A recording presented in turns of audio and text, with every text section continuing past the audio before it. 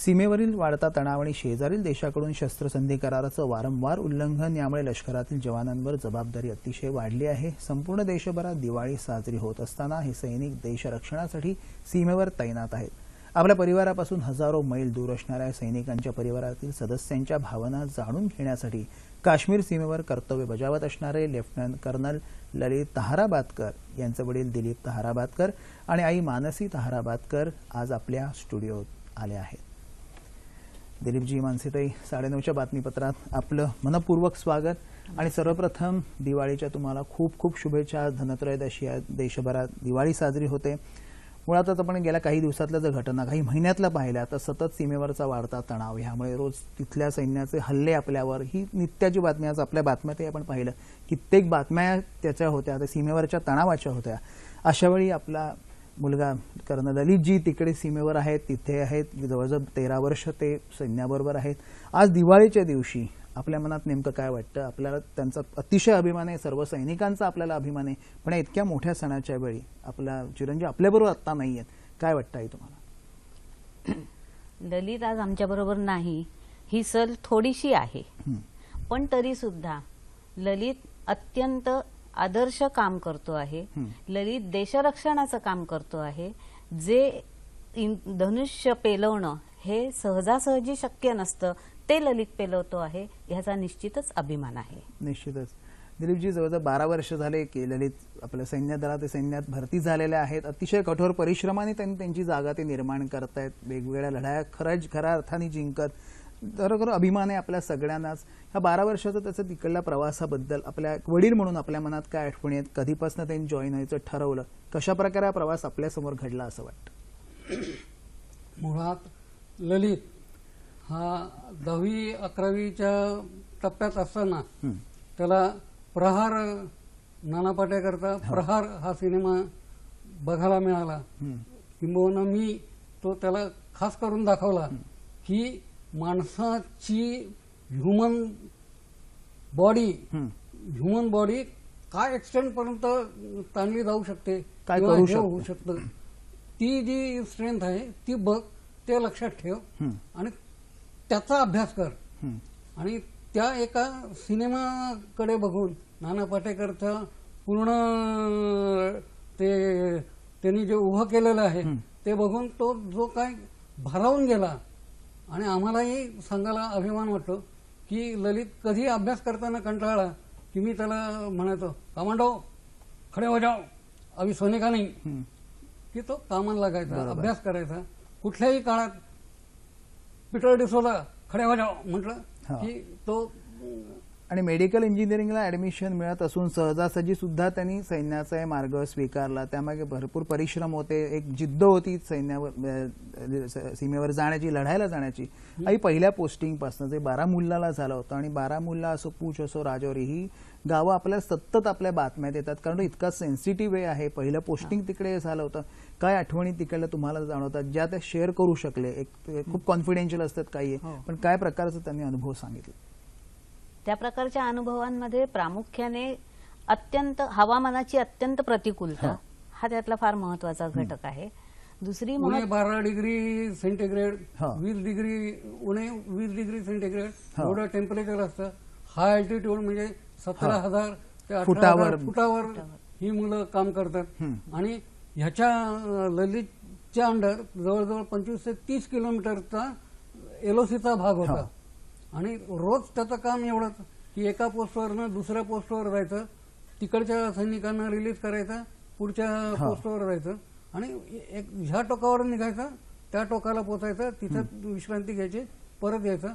आणि प्रत्येक वेळी हिरकणीसारखा त्यांनी बारीक अभ्यास केला की ह्या इथे घुसखोरी होता कामा नाही आपल्या याच्यावर। बरोबर।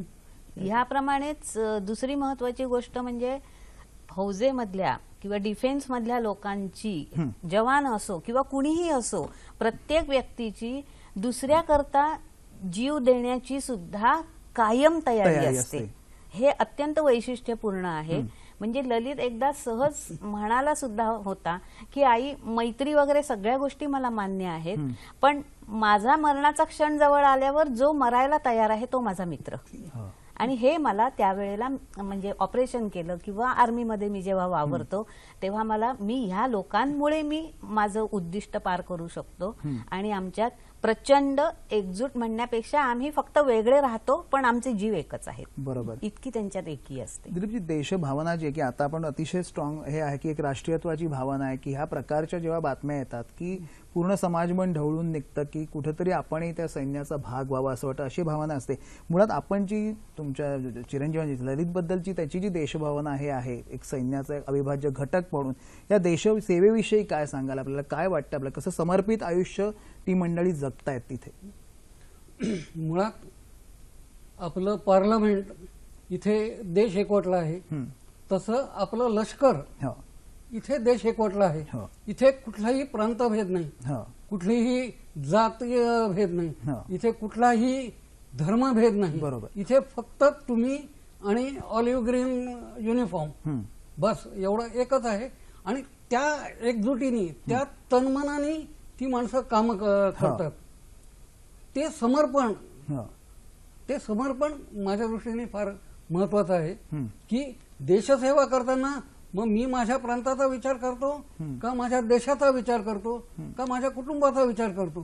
तर कायम आपल्याला पहिल्यांदा देशाचा विचार करायला पाहिजे, मग आपल्या प्रांताचा, मग आपल्या कुटुंबाचा, असं मला वाटतं. माझे ते दिलीपजीने सांगितलं आता कुठल्याही सणांसाठी किंवा कुठल्याही प्रकारची सुट्टी मिळाली किंवा सुट्टी सँक्शन झाली कदाचित ती रद्द होऊ शकते, त्यामुळे त्यांचं येणं जाणं हे फार अनियमित असेल. मला वाटतं दूरध्वनीवर संपर्कही खूप कमी होतं कारण इतक्या सेन्सिटिव्ह पोस्टला असतात की ते कुठे असतात याची तुम्हालाही माहिती नसते, कशा प्रकारचा संपर्क असतो. आणि हे जे धैर्य धाडस त्यांच्यात आधी होतं, मग ते निर्माण झालं एवढ्या 12 वर्षाच्या त्यांच्या सेवेमध्ये, कसंही वाढत गेलं असं आपल्याला वाटतं. आणि त्याचं बीज कुठे होतं? मुळात महत्वाची गोष्ट सांगायची म्हणजे जेव्हा त्यांचं प्रत्यक्ष सीमारेषेवर त्यांचं कार्य चालू असतं त्यावेळेला कित्येक काळात त्याचा फोन नसतो. म्हणजे 1 महिना पण जाऊ शकतो, 1.5 महिना पण जाऊ शकतो. आणि आम्ही फक्त ललितची वाट बघत नसतो तर ललितच्या फोनची तरी किमान वाट पाहत असतो की ललितचा फोन महिनाभर आला नाही. हा एक पहिला त्याच्यातला महत्वाचा टप्पा आहे. आणि दुसरी म्हणजे ज्या वेळेला ते सीमारेषेवर असतात त्यावेळेला सर्व देहभान विसरून त्यांचं कार्य चालू असतं आणि अतिशय काळजीपूर्वक त्यांना सर्व करावं लागतं. त्यामुळे ललितला एवढी खात्री आहे की आपल्या घरी आपले आई वडील, आपलं कुटुंब हे सर्व शिवधनुष्य सांभाळण्याकरता मदत करत आहेत, ते जीवाचं रान करत आहेत आणि त्यामुळेच तो हे सर्व समर्पण करू शकत असतो. आणि अशा पद्धतीने तो सीमारेषेवर असताना त्याला जबरदस्त सपोर्ट सर्व पातळ्यांवर, भावनिक पातळी सर्व पातळ्यांवर आम्ही करत असतो. आणि त्यामुळेच असे हे सीमारेषेवर कायम लढाई करणारे जे जवान आहेत, हजारो ललित जे आहेत ते आपलं कार्य पार पाडत असतात. दिलीपजी, आता इतक्या वर्षानंतर जरी हळूहळू त्याचं तुम्ही सुद्धा ते एक मानसिक द्वंद्व तुमचंही चालू आहे, अशा एखादी सणसुदी असेल, काही प्रसंग असतील कुटुंबात, तेव्हा जर काही वेळ हळवे क्षण येतात, हळवं होतं माणूस, त्यांचा फोन नाही आला, काही आला, अशा वेळी तुमच्या दोघात स्ट्रॉंग नक्की कोण आहे या अशा प्रसंगात माय करायला? कारण ते एक द्वंद्व वेगळं तुमच्या घरी असतंच, मग मानसिक द्वंद्व आहे घ्यायचं. ते आहेच, ते द्वंद्व आहे आणि ते राहणार. कारण मुलगा नाही, व्यक्त करता येत नाही, तर त्या बाबतीत मी थोडा हळवा आहे. पण स्ट्रॉंग म्हणाल तर स्ट्रॉंगमॅन माझ्या शेजारी बसलेला आहे आणि ती त्याची आई आहे. बरोबर आहे. आणि तीच सर्व जबाबदाऱ्या फार खंबीरपणे आणि छानपणे यशस्वीरित्या सांभाळू शकते. आणि याचा मला, ललितला, सर्वांना त्याचा अभिमान आहे. म्हणजे ते अगदी जाता आता आपण एक फार व्यापक प्रश्न आहेत ना की आपल्या हजारो ललित आपल्या देशात असतील की आता हे पठाणकोट पासून जे हल्ले झाले त्यानंतर इतकी एक संघभावना, एक राष्ट्रीयत्वाची भावना वाढीच लागली. बऱ्याच ठिकाणी आलं होतं की जे 40च्या पुढचे जे एक्झिक्युटिव्ह मोठमोठ्या पोस्टवर ते म्हणाले की आम्ही सैन्यासाठी काहीतरी करू इच्छितो, आम्हालाही तिथे आमचा काही रोल असेल तर आम्हाला द्या, या प्रकारची संधी द्या, अशी एक भावना झालेली आहे. मला वाटतं 14,000 पेक्षा जास्त एक सैन्यात पोस्टही आता चांगल्या आहेत की ती क्वालिफाईड माणसं ते शोधताय की अशी एक सामायिक भावना निर्माण व्हावी की एक पोषक वातावरण तयार व्हावं आणि अधिकाधिक गुणी तरुण मंडळी इथे वळावीत आणि तरुण मंडळींना आताची नवीन पिढी आहे त्यांनाही राष्ट्रीयत्वाची जाण व्हावी की अशा प्रकारे सैन्यात जायचंय. आणि एक आई म्हणून तुम्हाला तुमच्या मुलाचं करिअर घडताना आढळ की यात प्रमोशनही आहेत, करिअरही आहेत, असंच समावेशक पोषक जर वातावरण आहे असं आपल्याला वाटतं का? काही मंडळी त्यासाठी प्रयत्न करतायत का? नक्कीच नक्कीच. अगदी डिफेन्सच्या कुठल्याही फील्डमध्ये, आर्मी, नेव्ही, एअरफोर्स, सर्वत्र प्रत्येक व्यक्तीला आपलं करिअर, आपली हुशारी ह्याची चुणूक दाखवण्याची, ती सिद्ध करण्याची पदोपदी संधी असते. आणि जो हुशार आहे त्या ठिकाणी ती प्रत्येक व्यक्ती स्वतःच्या क्षमतेनुसार पुढे जाणारच आहे. तर ही एक फार महत्वाची गोष्ट आहे. पुढचा मुद्दा जर म्हणाल की अशी कार्य कुणी करतायत का किंवा मार्गदर्शन मिळेल का, तर महत्वाचा मुद्दा माझं असं म्हणणं आहे की तहान लागल्यावर विहीर खणणं ह्यापेक्षा आज काळाची गरज, भविष्याची आपल्याला साध ऐकून आपण प्रत्येकाने, प्रत्येक भारतीयाने सैन्यात दाखल मी कसा होईन, तरुणाने विशेषतः. माझ्या अवतीभोवती असे खूप तरुण आहेत आणि चांगले आहेत की त्यांना सैन्यात दाखल होण्याची इच्छा आहे पण त्यांना मार्ग नाही सापडत आहे पटकन आजच्या परिस्थितीत. तर अनुराधा प्रभुदेसाई आहेत, त्यानंतर अनुराधा गोरे आहेत, कॅप्टन वंजारी आहेत, ठाण्यामध्ये जिज्ञासा संस्था चालवतात ते सुरेंद्र दिघेजी आहेत, संडे आर्मी वगैरे पण ते चालवतात. अशी बरीच मंडळी स्वतः अत्यंत निस्पृहतेने आणि देशकार्याकरता तरुण तयार करण्याचं, तरुण घडवण्याचं कार्य करतायत. आणि म्हणून मला असं वाटतं की आज ललित किंवा जेवढं सैन्य आपलं आहे तेवढं नक्कीच राहणार नाही. नक्कीच उद्या आपल्याकडे हजारो ललित आणि लाखो सैनिक आपल्या देशाला मिळणार आहेत. त्याबद्दल मी आशावादी आहे. एक संरक्षणाची, एक भविष्याची साध, एक मला तुम्हाला एक छोटी गोष्ट सांगतो. आज ललित एनडीएमध्ये प्रवेश घेऊन पुढे आला तर ललित एनडीएत असताना बीएससी कॉम्प्युटर सायन्स ही त्याची पदवी आहे. आणि आज ह्या सर्व वर्षांमध्ये तो आज MSc टेक पुणे युनिव्हर्सिटीची डिग्री घेऊन आहे. बरोबर. त्याबरोबर शिक्षणही त्यांनी पूर्ण, म्हणजे त्याची शैक्षणिक प्रगती ही व्यवस्थित चालू आहे. आणि सीमेवरचं संरक्षण आणि हे तर करतोच आहे तो. बरोबर आहे.